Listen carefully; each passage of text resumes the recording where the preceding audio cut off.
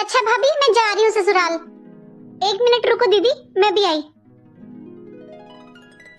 लो दीदी, ये आपकी साड़ी और 2000 रुपए।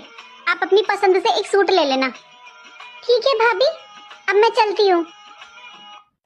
अंजलि, क्या दिया तेरी भाभी ने तुझे विदा में? क्या देंगी मम्मी वो?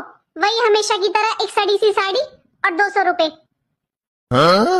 अरे मुझे पता था, इसकी तो नियत ही खराब है।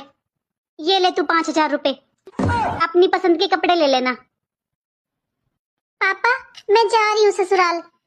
अच्छा बेटा, बेटा तूने कुछ ले लिया? तेरी मम्मी ने, भाई ने तुझे कुछ दिया है? हाँ जी, दिए हैं ना, तुम्हारी बहू ने 100 रुपए मेरी बेटी को। बस 100 रुपए? और मेरे पास कुछ होता है क्या जो मैं दे दूंगी अपनी बेटी को? जो पूछ रहे हो मम्मी ने कुछ दिया है क्या? ले बेटा 10,000 रुपए, अपनी पसंद से कुछ ले लेना। ठीक है पापा, अब मैं चलती हूँ।